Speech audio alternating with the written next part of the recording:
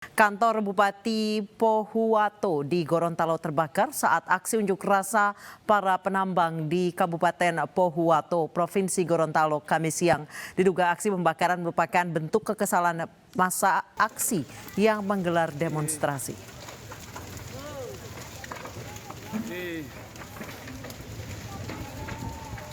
Kobaran api terjadi di bagian depan kantor Bupati Pohuwato di Jalan Ki Hajar Dewantara, Kecamatan Marisa, Gorontalo. Kencangnya hembusan angin membuat api dengan cepat membesar dan membakar ke bagian lain kantor Bupati Pohuwato, Gorontalo. Diduga aksi pembakaran merupakan bentuk kekesalan dari massa aksi yang menggelar demonstrasi untuk menuntut hak-hak penambang kepada perusahaan. Hingga kini belum diketahui penyebab munculnya api yang menghanguskan kantor Bupati Pohuwato, Gorontalo tersebut.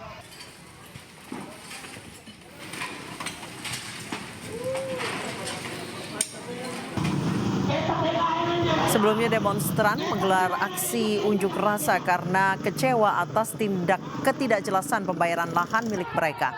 Padahal lahan milik mereka saat ini dikuasai pihak perusahaan.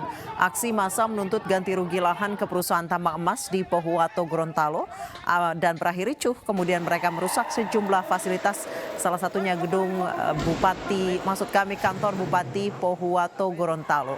Massa juga mendesak perusahaan menghentikan aktivitas penambangan serta menyelesaikan ganti rugi lahan yang menjadi hak-hak penambang.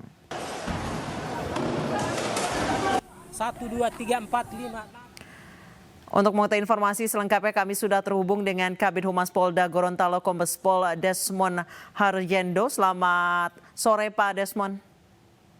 Selamat sore ya. Pak Desmond, ini sebenarnya apa yang menjadi penyebab kebakaran? Apakah benar kantor Bupati dibakar oleh massa, Pak? Betul, jadi untuk pembakaran kantor Bupati dilakukan oleh massa unjuk rasa yang merasa kecewa dengan hasil pembicaraan dengan perusahaan, dengan para massa unjuk rasa seperti itu. Baik, jadi demonstran ini pemilik lahan atau penambang, Pak? Pemilik lahan sekaligus penambang, gitu ya. Jadi mereka yang melakukan unjuk rasa mengatasnamakan pemilik lahan dan penambang, karena lebih ke pergantian rugi ya, tanah atau lahan yang digunakan oleh perusahaan. Baik, sebelumnya apa janji dari pihak perusahaan kepada demonstran ini, Pak? Untuk janji disiapkan ganti rugi ya, siapkan ganti rugi dalam bentuk uang seperti itu.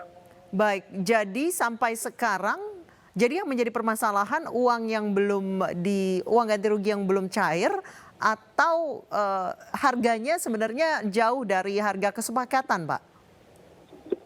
Jadi untuk pelaksanaan penyerahan itu tali asih ya istilahnya, tali asih itu sudah dilaksanakan hari ini juga tadi. Iya. Jadi ada beberapa masyarakat yang sudah menerima, namun ada juga beberapa yang belum menerima dan merasa mungkin ada yang kurang. Nah, itu yang melakukan aksi-aksi anarkis tadi.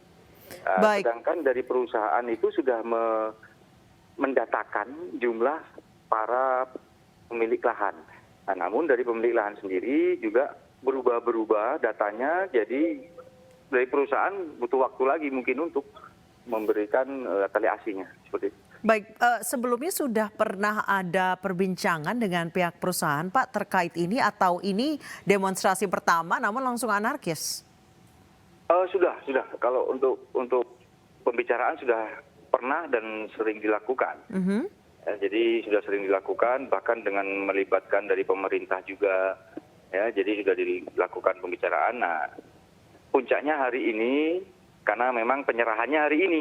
Ya, jadi penyerahan dari tali asih itu hari ini. Nah, jadi massa yang merasa belum menerima atau tidak menerima itu yang melakukan aksi, melakukan pengerusakan anarkis. Baik, sebenarnya apa alasan dari perusahaan belum membayarkan tali asih ini kepada sebagian pemilik lahan atau penambang ini, Pak?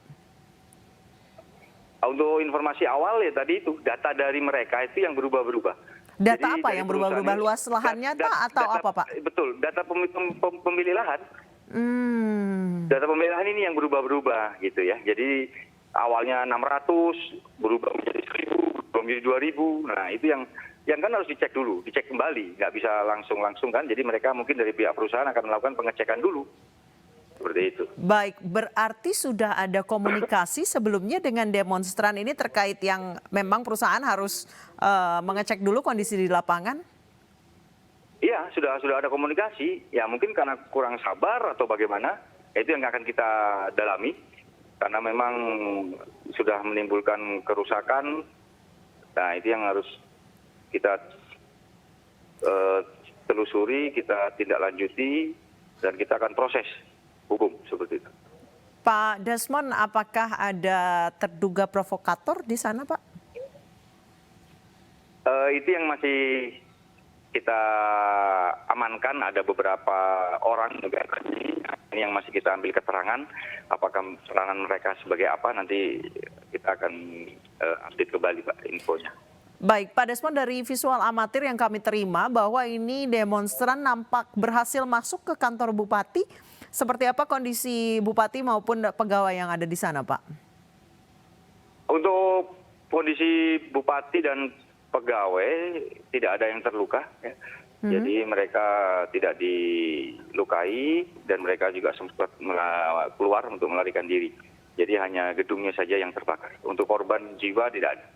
Berarti memang massa sudah sengaja membuat, maksud kami sengaja membawa alat untuk membakar ya, Pak? Atau karena itu friksi di lapangan? Bagaimana prosesnya mereka membakar, apakah memang sudah disiapkan atau pada saat di situ juga membakarnya, itu kita akan dalami, kita akan ambil keterangan dari saksi-saksi atau yang kita berhasil amankan tadi. Baik, sejauh ini apakah ada korban luka, Pak? Untuk saat ini yang melapor belum ada dari pihak unjuk rasa ataupun masyarakat, tidak ada yang luka. Namun dari pihak aparat kepolisian ada 10 anggota kita yang terluka. Ada 10 anggota yang terluka. Baik, sejauh ini terkait insiden ini apa konsekuensinya? Apa kondisi setelah ini? Apakah kantor Bupati akan ditutup sementara atau bagaimana, Pak? Betul, nanti kita akan bicarakan kembali dengan pemerintah Kabupaten Pohuwato. Yang jelas memang harus ditutup karena tidak bisa digunakan. Nah, nanti dari pihak pemerintah kabupaten lah yang akan memfasilitasi apakah mau dipindahkan atau bagaimana. Nanti kita bicarakan lagi. Baik, terima kasih Pak Kombes Pol Desmond Haryendo, Kabid Humas Polda Gorontalo telah bergabung bersama kami di iNewsroom.